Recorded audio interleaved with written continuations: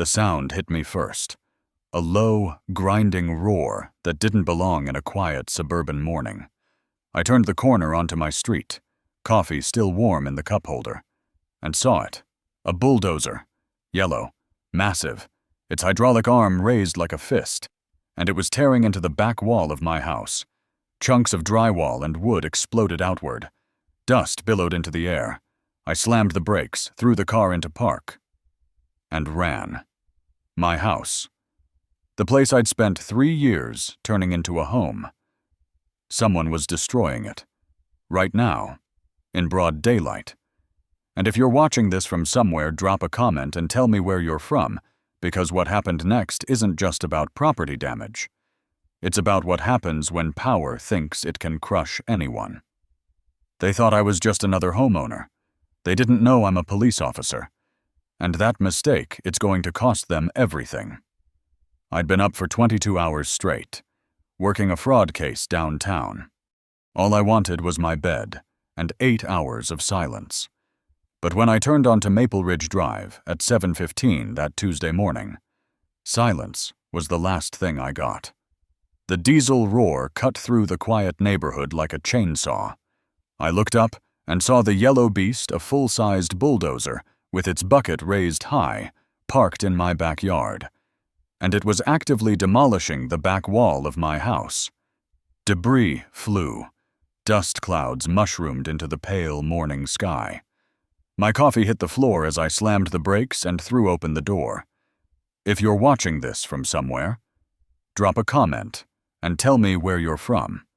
Because what happened next isn't just about property damage. It's about what happens when power thinks it can crush anyone without consequences. I ran across the lawn, shouting over the engine noise. "Stop! Stop the machine!"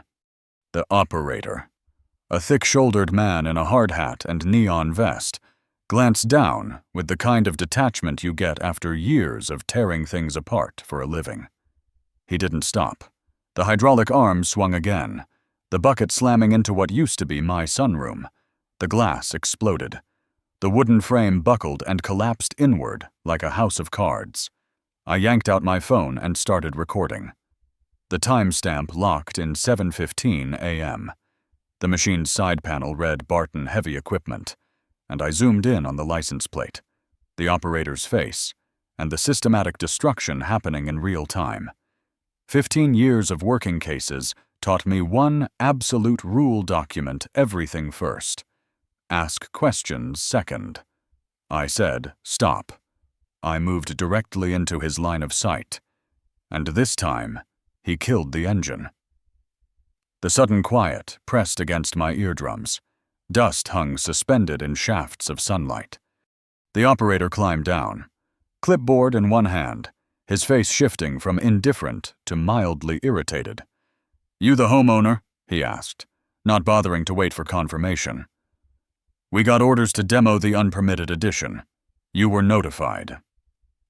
I stared at the wreckage behind him, then back at his face. Unpermitted addition. The sunroom I'd built 6 months ago, with a fully approved city permit sitting in my filing cabinet.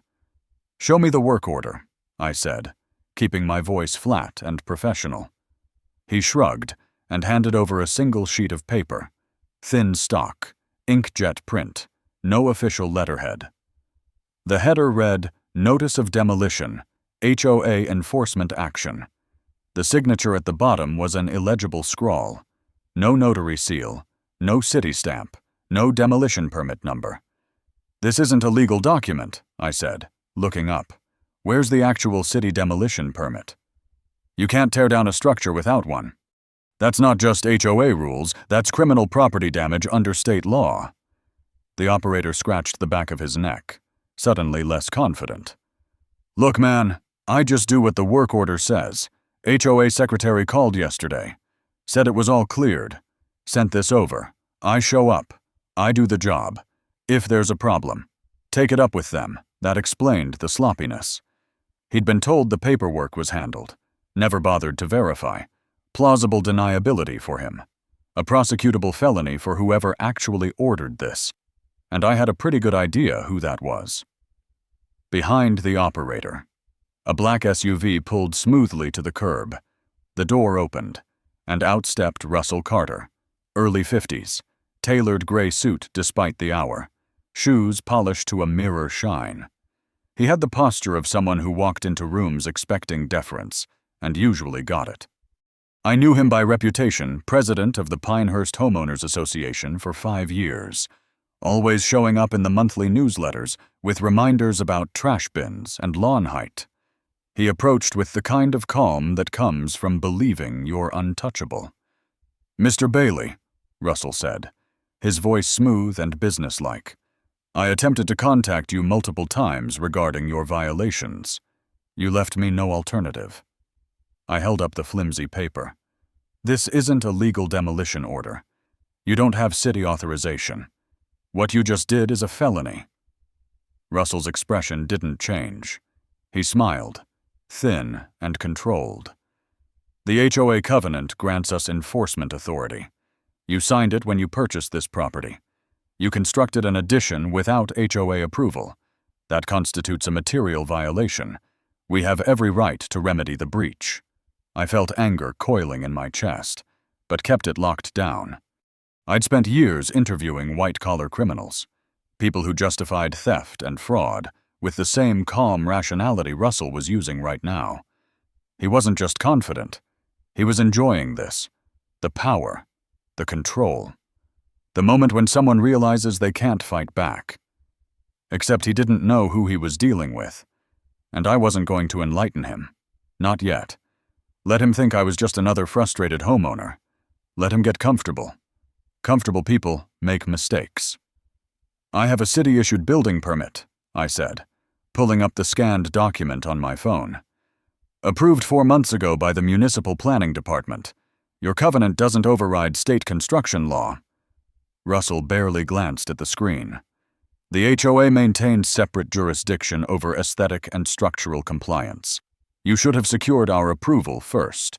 Now you'll be responsible for the remediation costs."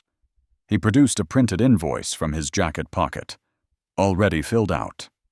My name, my address, a bill for $15,000. "You have 10 days to remit payment," he continued. "Failure to comply will result in a lien against your property and potential legal action." I looked past him at the gaping wound in my house. The sunroom where I used to drink coffee on Saturday mornings was now just splintered beams and shattered glass scattered across trampled grass. The back wall was gone. Rain would pour in. The structure wasn't even secure anymore. The rage wanted to break through. But I held it. I'd been trained to control emotional responses in high-pressure situations. And more importantly, I had something Russell Carter didn't. I could build a case that would stand up in court, to collect evidence properly, to identify patterns of criminal behavior, to take someone who thought they were above the law and prove, systematically and undeniably, that they weren't. "You'll be hearing from me," I said quietly. Russell's smile widened just slightly. "I'm certain I will, but I'd advise focusing on compliance rather than conflict.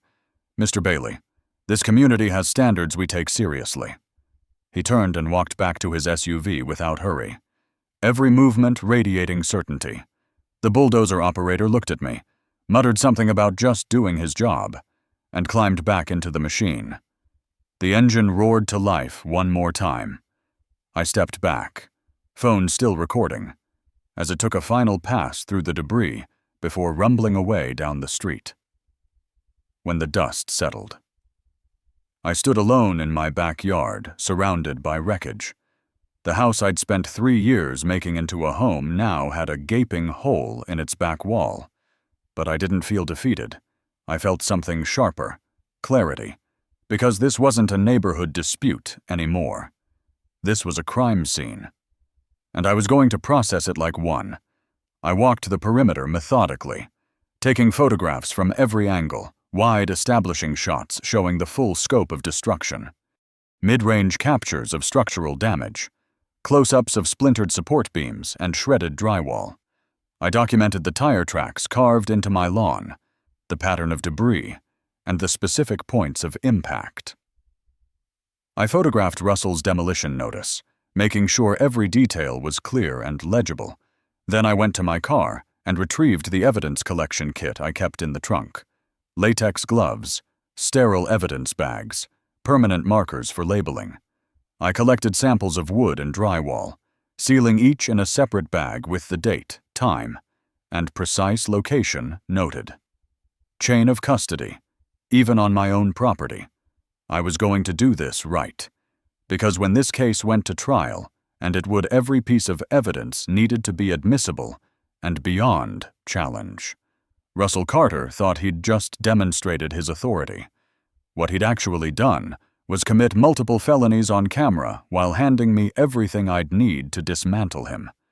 2 hours after the bulldozer left, I was still in my backyard with a clipboard and a growing sense that this wasn't Russell Carter's first time doing something like this. The destruction was too deliberate. The fake paperwork was too polished despite being legally worthless. The operator's casual mention of getting called by the HOA secretary suggested a routine they'd run before. I photographed the demolition notice again under better light, catching details I'd missed initially. The signature wasn't just illegible, it was designed to look official without being verifiable. No name printed beneath it, no title. The document referenced Section 12 of the HOA covenant, but when I pulled up the actual covenant on my phone, Section 12 dealt with mailbox specifications. Nothing about demolition authority. This wasn't aggressive enforcement. This was fraud. I measured the bulldozer's tire tracks and bagged soil samples from the deepest impressions. Barton Heavy Equipment would have records of which machine they'd deployed and when a paper trail I could subpoena later. My phone buzzed. A text from my neighbor, Jeffrey Clark, 2 houses down. Saw what happened. Got it on my security camera if you need it. I called him immediately. Jeffrey answered on the second ring, voice tight with anger. I heard the machine start around 6:30. Thought it was city work until I saw where it was parked. 6:30. 45 minutes before I'd arrived. Can you send me the footage? Jeffrey didn't hesitate. Already downloaded. I'll email it now. Russell and the HOA have been aggressive, but this is criminal. That word, criminal. Hearing it from someone else confirmed I wasn't letting anger cloud my judgment. Jeffrey's email arrived within minutes. I downloaded the security footage and scrubbed through it on my laptop. 6:28 a.m. bulldozer rolls into frame. 6:31 positions in my backyard.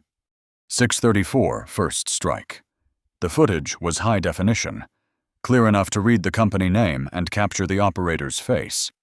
The destruction had been systematic, designed for maximum damage in minimum time. The operator knew exactly where to hit.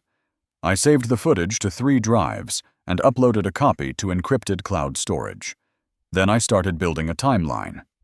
3 months ago, I'd submitted renovation plans to the city. Permit approved 6 weeks later. 2 months ago, I'd completed the work. 1 week later, the first HOA letter claiming violations. I'd responded with my city permit. 6 weeks of silence.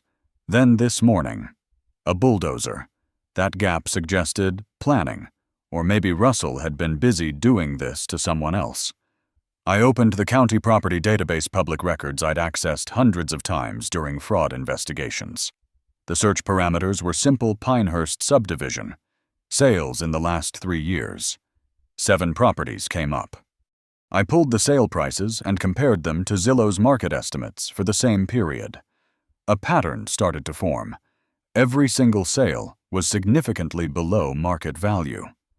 $280,000 when comparables were $380, $310 when they should have been $420.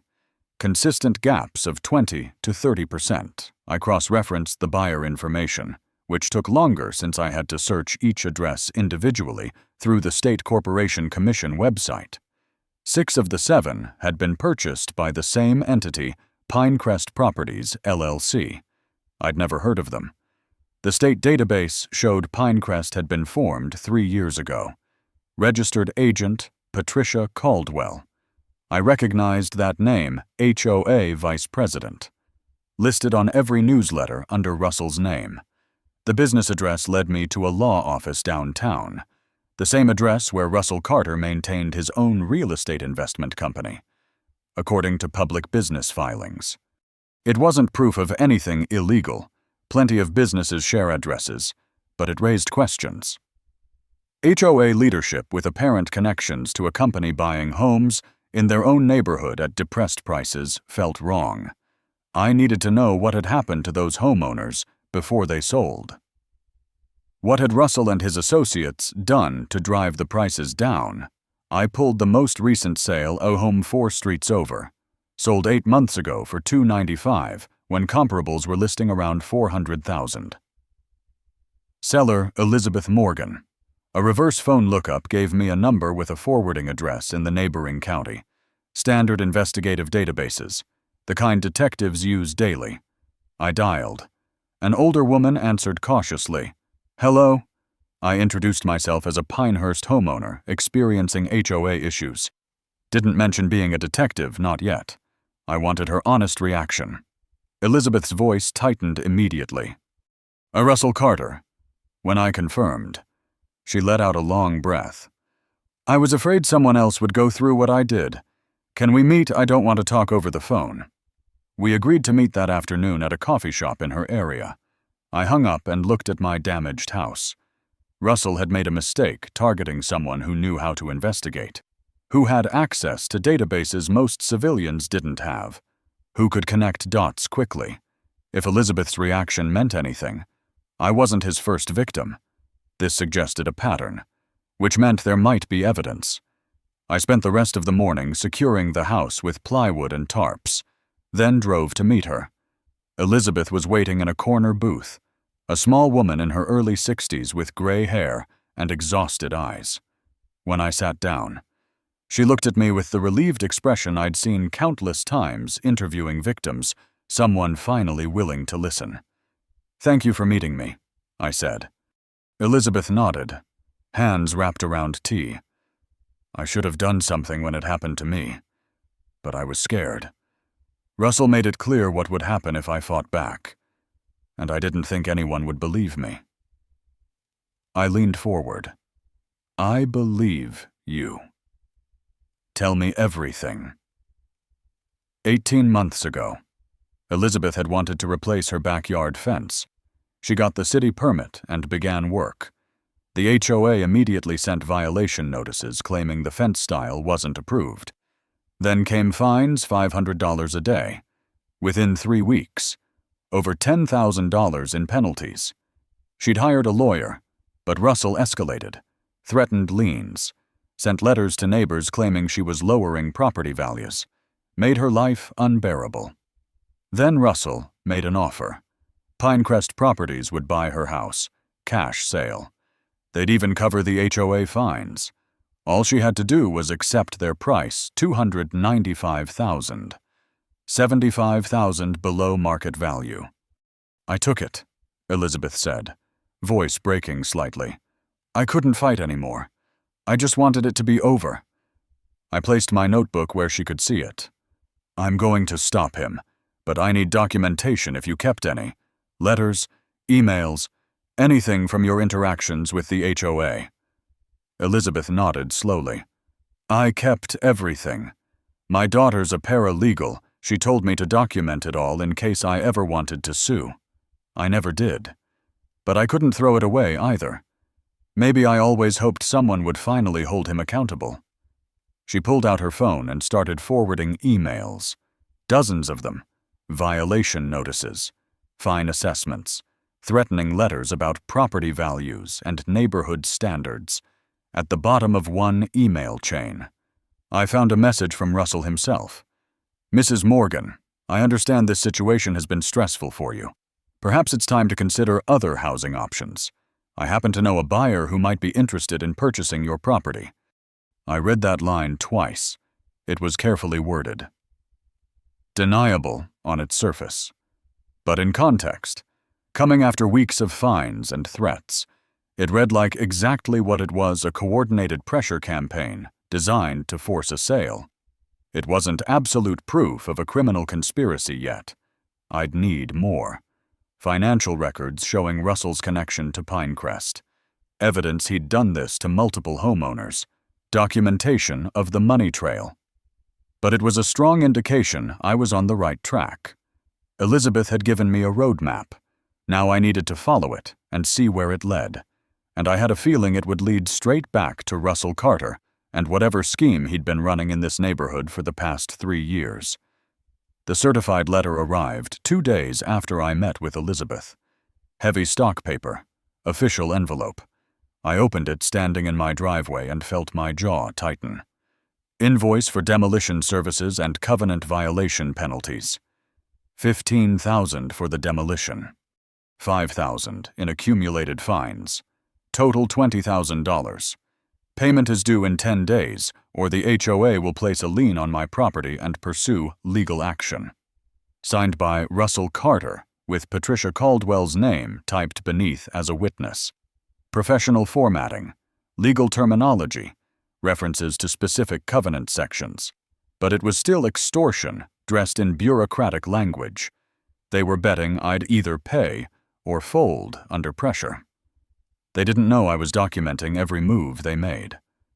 That same evening, I noticed the car, a gray sedan parked 3 houses down, engine off, someone behind the wheel. I'd seen it twice before, 2 days. Always in different spots, but always with a clear view of my house. I walked toward it casually, phone recording in my pocket. As I closed within 50 feet, the engine started and the car pulled away. I caught the license plate, probably a rental. Maybe someone Russell hired on the cheap to make me nervous. That night at 2 a.m., footsteps in my backyard woke me. I grabbed my service weapon and moved to the window. A figure in dark clothing walked the perimeter with a flashlight, illuminating the boarded-up wall, not breaking in, just making sure I knew they were there. I hit every exterior light. The figure bolted over the back fence. Security footage showed they'd been there less than 2 minutes, long enough to send a message we're watching, and we can get close whenever we want. It felt crude, probably some contractor or handyman Russell knew, someone willing to walk around a house at night for a couple of $100. Effective, though. Most people would have been terrified. I spent the next day buried in public records, the kind I'd accessed thousands of times during financial fraud investigations, county property databases, state corporation commission filings, HOA meeting minutes, which Virginia law requires to be publicly available for homeowners and can be requested in person or online. I cross-referenced everything, looking for connections. The pattern Elizabeth had described wasn't isolated. I found it repeated across multiple properties. Meeting minutes showed enforcement actions against homeowners months before their properties sold. Violation notices for fences, paint, and landscaping. Fines are escalating from hundreds to thousands. In one case, a deck built with a valid city permit had somehow resulted in $10,000 in HOA penalties. 3 months later, that house was sold to Pinecrest Properties for $60,000 below market value. It happened over and over. Different homeowners, different violations, same outcome. I pulled Pinecrest Properties tax records and LLC filing from the state database. 7 homes purchased in 2 years. Average buy, $290. Average resale within 6 months, $380. Roughly $90,000 profit per house. Total take, over $600,000. The LLC filing listed 3 members buried in the corporate paperwork. Russell Carter, 60%. Patricia Caldwell, 25%. Daniel Foster, 15%. The entire HOA board had ownership stakes in the company, buying homes they'd targeted for enforcement. It looked like a systematic scheme: identify properties, manufacture violations, levy crushing fines, then buy cheap through their shell company. But I needed to be careful. Financial connections alone weren't proof of criminal conspiracy. I needed communications, direct evidence they'd planned this together, recordings, testimony, something that showed intent beyond just unfortunate coincidences. I built a timeline on my wall, connecting dates and events with a red string. 7 families appeared to have been pressured into selling below value. 7 properties were bought by the same LLC owned by the HOA board. The framework was there, but I couldn't call it bulletproof yet. I needed more. I photographed everything and uploaded it to encrypted cloud storage. Then I made a list of what I still needed: communications between board members discussing specific targets, financial records showing money flow into their personal accounts, testimony from victims willing to go on record, and ideally, a recording of Russell saying something incriminating. I had enough to raise serious questions. I didn't quite have enough to guarantee convictions. Not yet. My phone rang. Unknown number. I answered and hit record simultaneously. Russell's voice came through, smooth and controlled. "Mr. Bailey, I'm calling to remind you that your payment is due in 8 days. I'd hate to see this escalate further." I kept my voice level. "You demolished my house without legal authority, and now you're demanding payment. That's extortion." He laughed, low and dismissive. "I'm enforcing neighborhood covenants. If you have an issue, take it up with the city, although I believe you already tried that." He was baiting me, trying to provoke an emotional reaction. I didn't give him one. "You made a mistake, Russell. You should have been more careful about who you targeted." Brief pause. Then, "Is that a threat, Mr. Bailey?" "No, it's a statement of fact. People who run schemes like yours eventually get caught. And when they do, the evidence is usually overwhelming." He was quiet for a moment. "I don't know what you think you've discovered, but I suggest you focus on your payment deadline rather than conspiracy theories. 8 days. Mr. Bailey, after that, we take formal legal action." He hung up. I stopped the recording and played it back. Clear audio. Russell is confirming he'd sent the demolition crew, referencing the payment demand, threatening legal action. It wasn't a confession, but it was another piece, another data point showing his involvement and his willingness to apply pressure. I saved the file with a timestamp and added it to my evidence folder. The case was building. Slowly but steadily. Every threat Russell made gave me more ammunition. Every intimidation tactic created another prosecutable act. He thought he was demonstrating power. What he was actually doing was handing me everything I needed to dismantle him. I just needed a few more pieces. Direct communications, inside testimony, maybe one more mistake on his part. And based on how confident he sounded, how certain he was that he'd get away with this, I had a feeling that a mistake was coming soon. I decided on Thursday morning. This had gone beyond a property dispute. I was looking at organized fraud, extortion, and possibly racketeering under state statutes, which meant I needed to stop gathering evidence like a civilian filing a lawsuit and start building a prosecutable criminal case. I cleared my spare bedroom and set up a proper workspace. 2 folding tables. Laptop connected to external monitors. The timeline and property records I'd already compiled went up on a corkboard. No new incidents from Russell's people in the past 2 days. The gray sedan and late-night visitor had apparently made their point. But I wasn't naive enough to think the intimidation was over. They were just waiting to see if it had worked. I called Detective Doris Taylor. We'd worked on financial crimes together for 8 years before she transferred to white-collar investigations. If anyone could give me a reality check on this case, it was her. We met at a diner off Route 29 that afternoon. Doris slid into the booth, her expression already skeptical. "You sounded worked up on the phone," she said. "Walk me through it." I handed her a condensed summary property records showing the 7 below-market sales, the LLC ownership structure tying the HOA board to Pinecrest Properties, Elizabeth Morgan's account, and the demolition of my house. Doris read through it carefully, taking her time. After several minutes, she looked up. "This could be big if you can prove coordination, pattern of conduct, financial motive, multiple victims. But right now, you've got suspicious coincidences and one witness. That's not enough. What do I need? I asked. Doris tapped the summary. Direct evidence of conspiracy, emails or recordings where they discuss targeting specific homeowners. Financial records prove personal enrichment beyond what's publicly available. And more victims are willing to testify. 1 is a start. 3 or 4 makes it prosecutable. She paused. You also need inside testimony, someone who worked with them and can confirm they knew exactly what they were doing.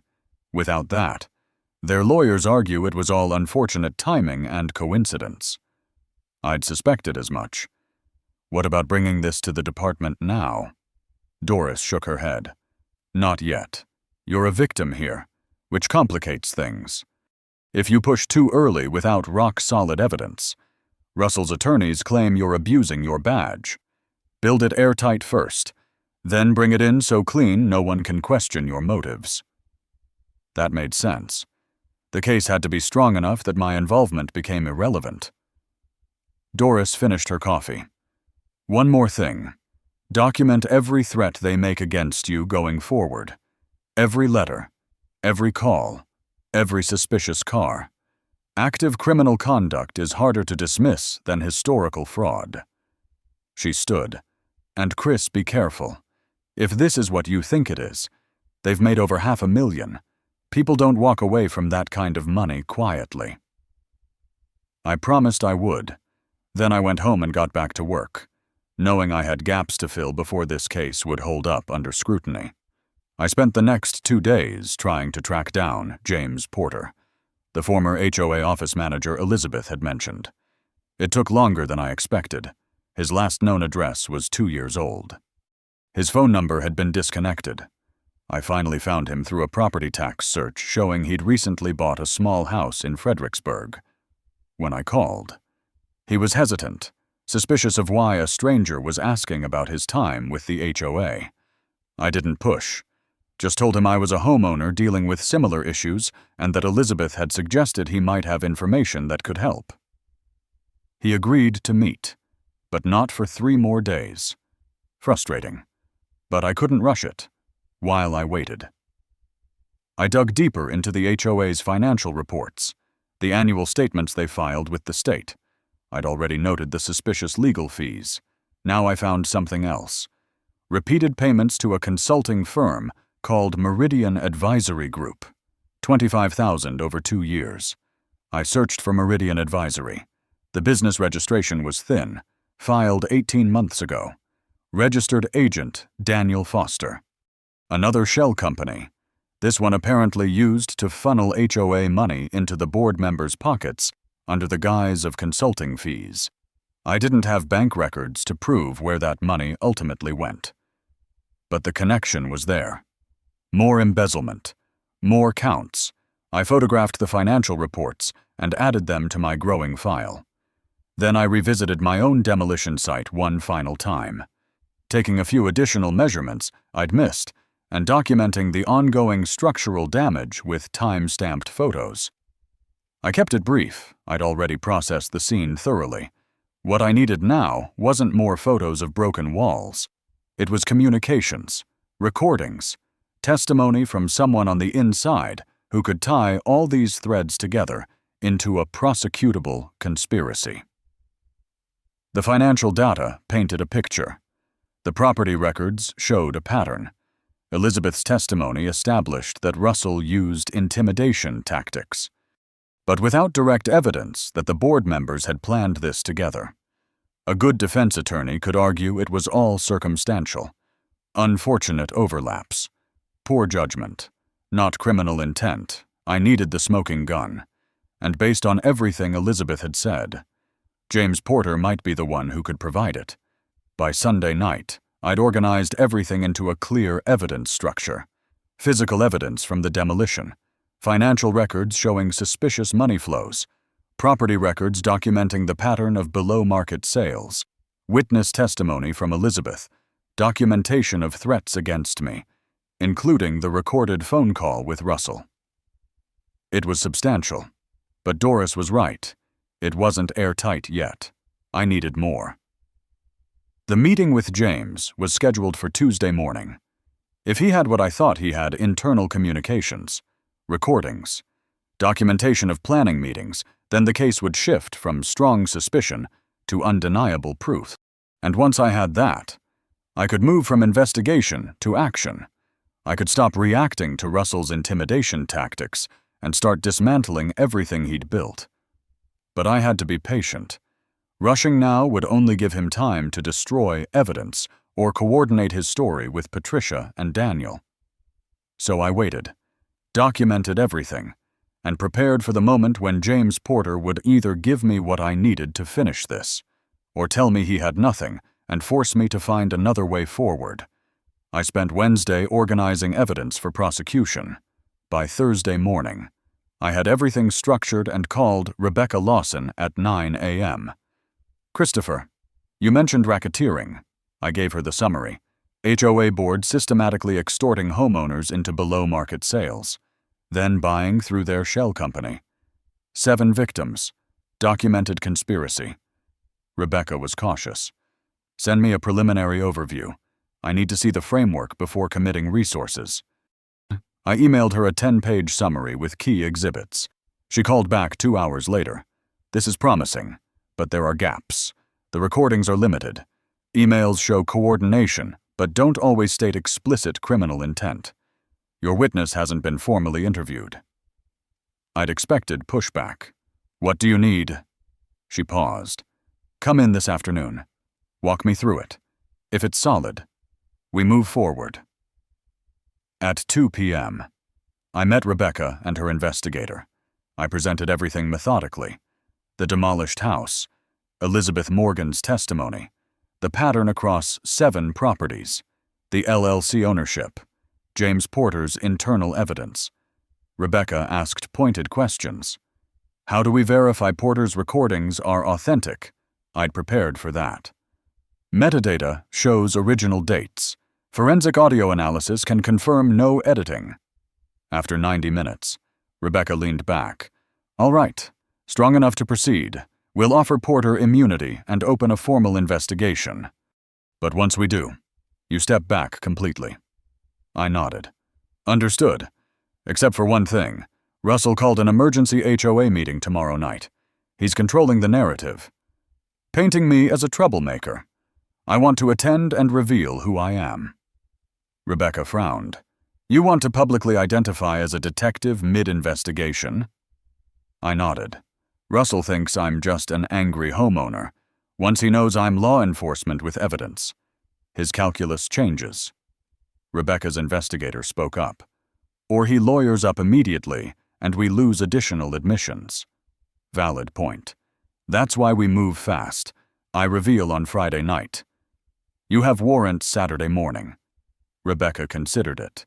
"You wear a wire. Anything said gets recorded properly, and afterward, you're done. This becomes our case." I agreed. Friday evening. I arrived at the community center at 6:45. Nearly 50 residents filled the room, more than usual. Russell stood at the front with Patricia and Daniel, projecting confidence. I took a middle seat, recording device secure under my shirt, at 7 sharp. Russell called the order. "Thank you for coming. I know there have been allegations, and I want to address them with facts." He spoke smoothly, framing my demolished house as justified enforcement, characterized Elizabeth Morgan's situation as a mutual agreement, painted himself as protecting property values. I let him speak for 12 minutes, committing to his version publicly. Then I stood. "That's polished. Russell, it's also false." Silence fell. Russell's jaw tightened slightly, but his expression stayed controlled. "Mr. Bailey, you'll have an opportunity during the comment period." I walked forward. "The community deserves context. My name is Christopher Bailey. I'm a detective, 15 years in financial crimes, specializing in fraud and extortion. For 3 weeks, I've been investigating this board." Whispers erupted. Russell remained composed. Investigating quite dramatic. Perhaps you should have disclosed your profession earlier instead of operating under false pretenses. Smart. He was flipping it, questioning my credibility. I kept my voice level. What matters is what I found. You three manufactured covenant violations, imposed crushing fines, then purchased properties through Pinecrest Properties, LLC, a company you own. 7 families. Over $600,000 profit. Russell didn't flinch. Serious accusations. You have evidence. I held up my phone. Emails between you planning targets. Spreadsheets tracking profits. Audio of closed meetings discussing strategy.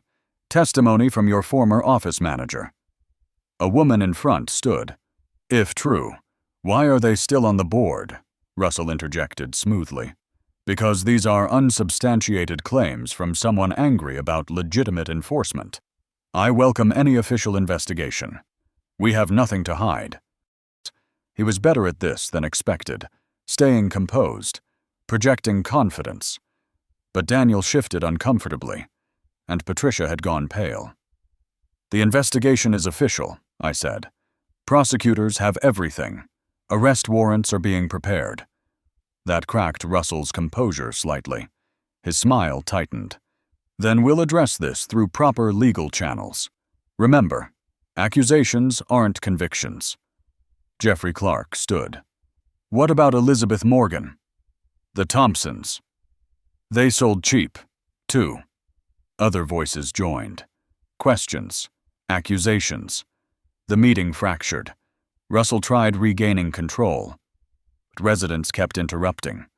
Patricia stood and left through the side exit. Daniel looked ready to follow. I watched Russell navigate the chaos, still maintaining authority, still projecting confidence that he could manage this. The recording device captured him failing to deny specific allegations. His admission he welcomed investigation before 50 witnesses. I left while arguments continued. In my car, I forwarded the audio to Rebecca with timestamps. She called 30 seconds later. Riskier than I'd like, but you got what we needed. He'll lawyer up hard now.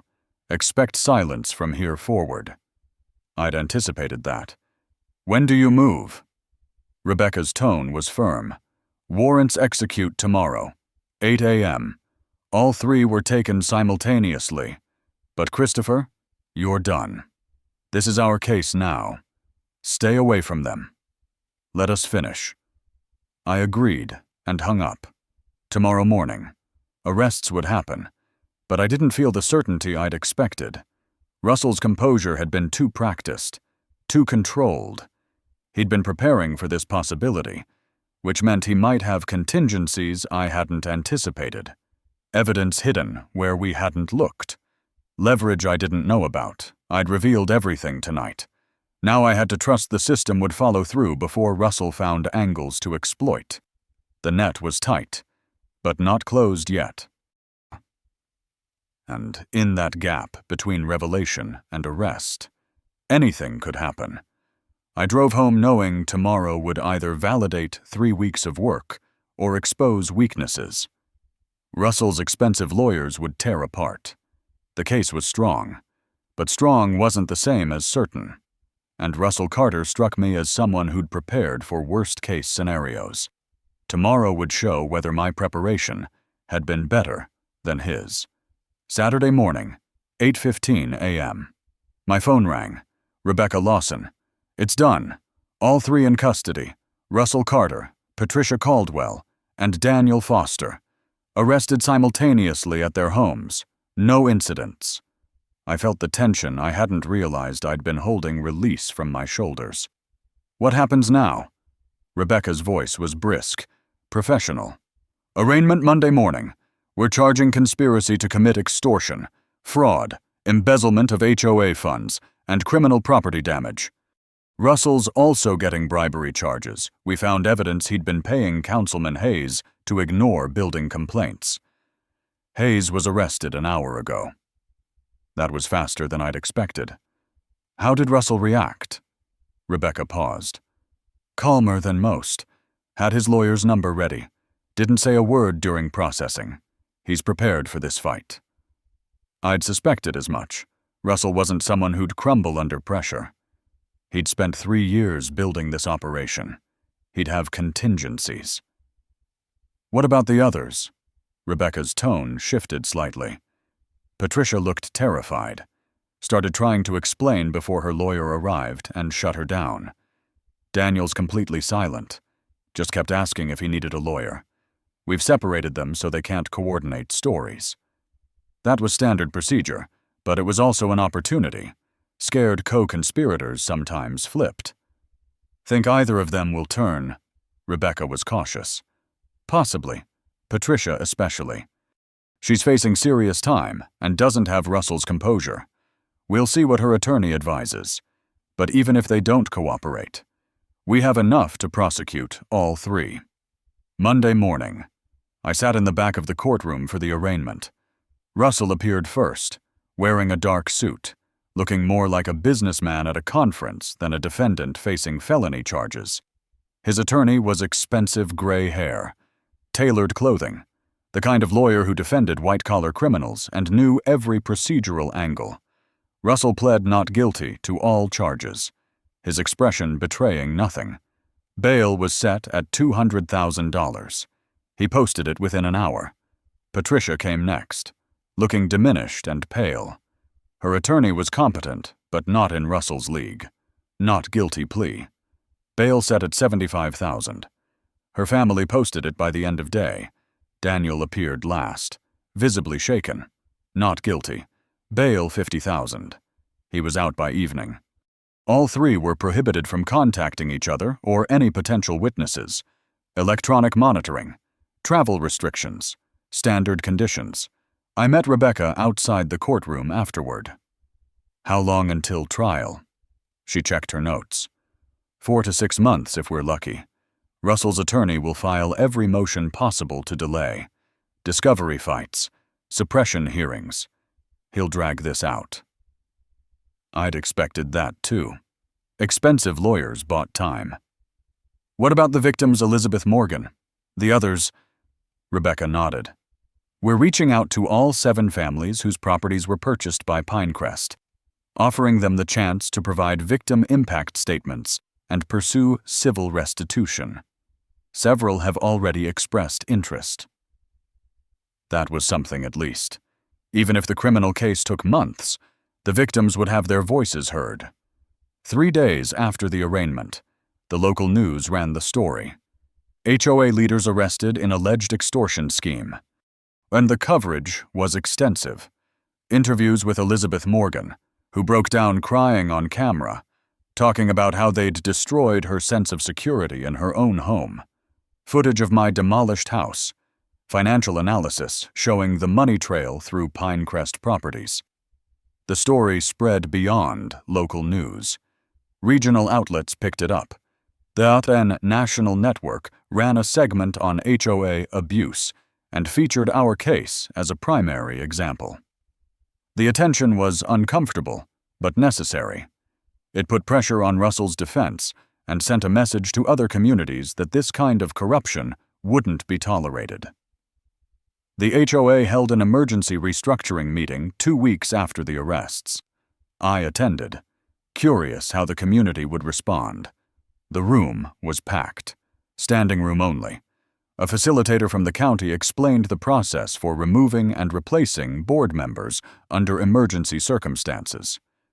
The vote was unanimous. Russell, Patricia, and Daniel were formally removed from all HOA positions. New board members were elected, including Jeffrey Clark, who'd been vocal about transparency and accountability. The new board's first action was to dissolve Pinecrest Properties LLC and investigate all its transactions.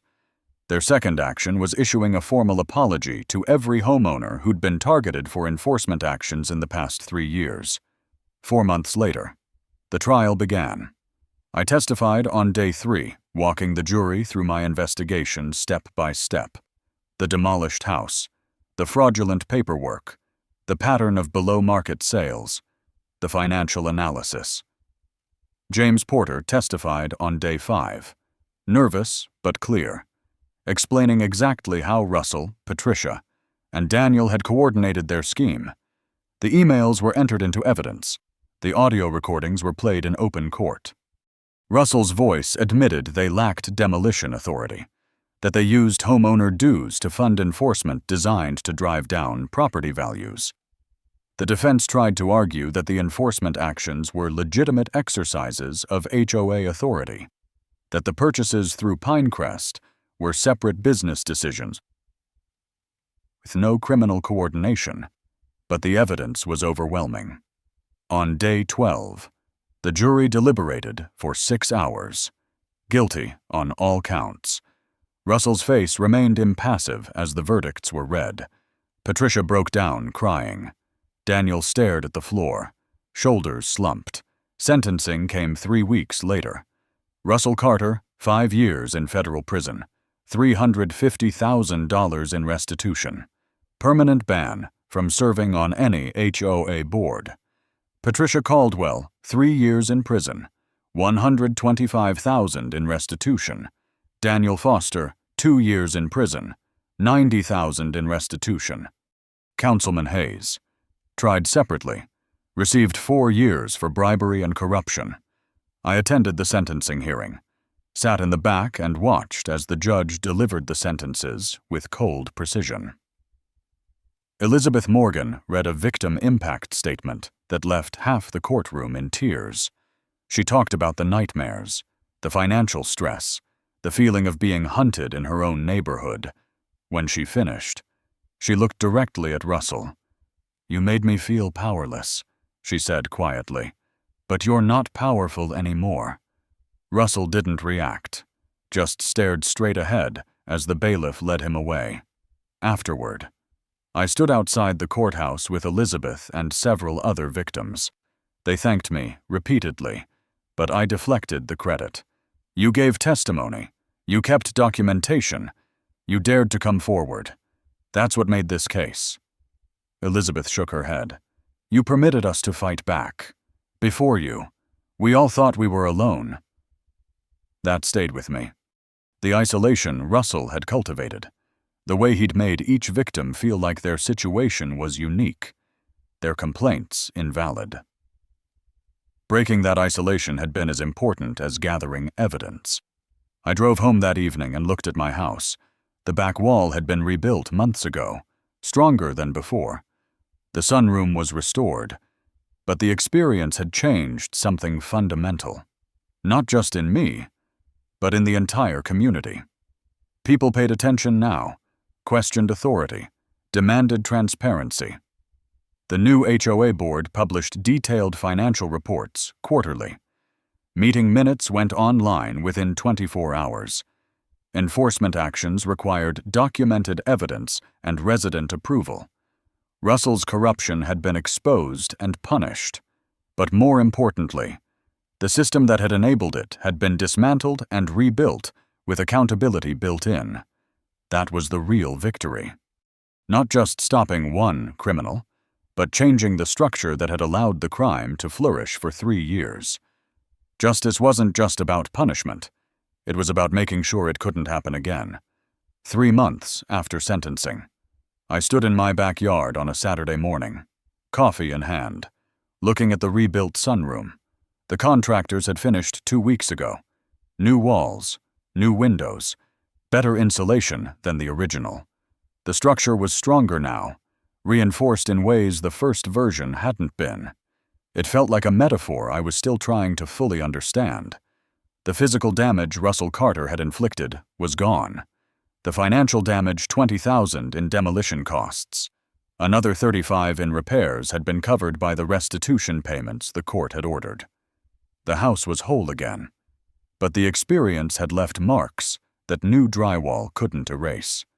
I'd gone back to work at the department 2 months ago, rotating back into active financial crimes investigations.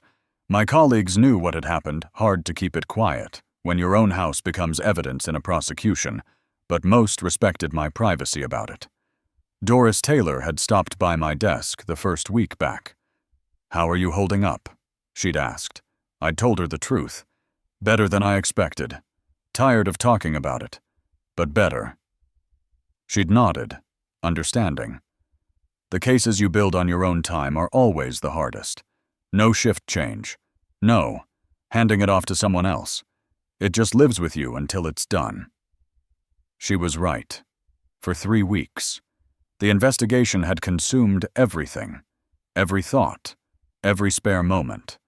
Even now, with Russell in prison and the case closed, I sometimes caught myself analyzing interactions for signs of deception or abuse of power. Old habits. The community had changed too. The new HOA board operated with transparency that would have been unthinkable under Russell's leadership. Monthly meetings were live-streamed. Financial statements were detailed and audited by an independent firm. Enforcement actions required majority board approval and written justification. It was bureaucratic, sometimes inefficient, but it was accountable, and that mattered more than efficiency. Jeffrey Clark had become HOA president, a role he'd accepted reluctantly but performed conscientiously. We'd talked a few times since the trial. He'd told me about homeowners coming forward with stories they'd been too afraid to share before. Minor harassment, unjustified fines that people had paid rather than fight. A culture of intimidation that had been so normalized people hadn't recognized it as abnormal until Russell was removed. "You gave people permission to speak up," Jeffrey had said. I'd shaken my head. I just had the tools to fight back. Not everyone does. That was the part that bothered me. I'd had investigative training, access to databases, knowledge of legal procedure, understanding of how to build a prosecutable case. Most people in Elizabeth Morgan's position didn't have those advantages. They had to choose between fighting a system that seemed designed to crush them or accepting whatever deal was offered to make the pain stop. Russell had counted on that, had built his entire operation around the assumption that victims would choose escape over resistance. He'd been wrong about me because he'd miscalculated who he was dealing with. But how many others had he been right about? How many people in other neighborhoods, under other HOAs? Were facing similar situations without the means to fight back. I'd thought about that a lot in the month since the trial. Had even discussed it with Rebecca Lawson over lunch one afternoon. "Do you think this is common?" I'd asked. HOAs using their authority as cover for extortion. Rebecca had been thoughtful. More common than we'd like. Most cases never get reported because victims don't realize what's happening is illegal. They think it's just aggressive enforcement. By the time they understand, it's criminal. They've already sold their house and moved away. No one wants to spend years fighting a legal battle over something they've already left behind. She'd paused. What you did documenting everything from the start, recognizing the pattern, having the expertise to build a case that's rare. Most people don't have that capacity. That conversation had stayed with me, made me think about writing something. Not a book exactly, but maybe a guide, something practical that could help people recognize the warning signs of HOA corruption and understand what legal tools they had available. I'd mentioned the idea to Doris, who'd been enthusiastic. Do it. Make it clear and accessible. Focus on documentation and legal rights. People need to know they're not helpless. I'd started drafting an outline, working on it in spare moments, nothing formal yet, but enough to feel like I was taking the experience and turning it into something constructive. Elizabeth Morgan had moved back to the area 6 weeks ago. Not to Pinehurst, she'd told me. She couldn't imagine living here again, after everything but to a nearby subdivision. She'd stopped by one afternoon to see the rebuilt sunroom. We'd talked about her restitution payment, which had covered most of her losses, and about how she was doing emotionally. "I still get angry," she'd admitted. "Not every day anymore. But it comes back. Usually when I'm dealing with any kind of authority figure. I second-guess myself. Wonder if they're lying to me." I'd understood that completely. "That's normal? It takes time." She'd looked at the sunroom, at the new construction. "Does it help? Seeing it rebuilt?" I'd considered that. "Yes and no. It's good to have my house back, but it doesn't erase what happened. It just closes the chapter. That was probably the best way to describe where I was. The chapter was closed. Russell was in prison. The victims had received restitution. The community had reformed its governance. Justice had been served in every measurable way.